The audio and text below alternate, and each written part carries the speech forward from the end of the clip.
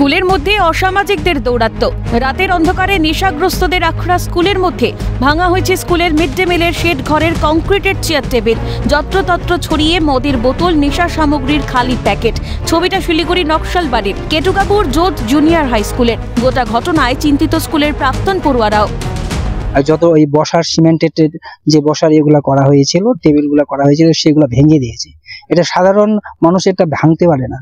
মানে এটা দেখে বোঝা যায় যে নিশ্চয়ই রাত্রিবেলা এখানে কোনো দুষ্কৃতীদের দুষ্কৃত কর্ম এখানে হচ্ছে। আমরা ছড়িয়ে ছিটিয়ে আছে দেখলাম, এখানে মদের বোতলও পড়ে আছে এবং যেখানে সেখানে সিগারেট খেয়েছে এবং তারপরে ছোট ছোট ওই বিড়ির টুকরাগুলো পড়ে আছে, ছড়িয়ে ছিটিয়ে আছে। এটা দুঃখজনক ব্যাপার, কারণ আমাদের এই কেটুকাপুর জুনিয়র হাই স্কুল একটা বলতে গেলে এই অনেক কষ্টের ফলে আমাদের এই গ্রামে এই একটা স্কুলটা হয়েছে। এই স্কুলের গুরুত্ব অনেক বেশি আমাদের গ্রামের হিসাবে। আমি এখানকার যে হেডমিস্টার আছে, আমি বললাম যে এরকম একটা পরিস্থিতি হয়েছে, আপনি একটা এফআইআর করুন। আর উনি বললেন যে আমরা বিডিওকে জানিয়েছি। শুধু তাই নয়, খুলে নেওয়া হয়েছে স্কুলের পানীয় জলের কল, মোটর পাম্প। চুরি গেছে স্কুলের লোহার গেটও। এর আগেও আমাদের অফিস রুমেও তালা ভেঙে চুরি হয়েছিল, থানায় রিপোর্ট করা হয়েছিল, এসেছিল, তারপরে আর কিছু হয়নি। ওই জলের যে পাম্প মেশিনটা সেটা নিয়ে চলে গেছে, তারপরে তো এই ঘটনা।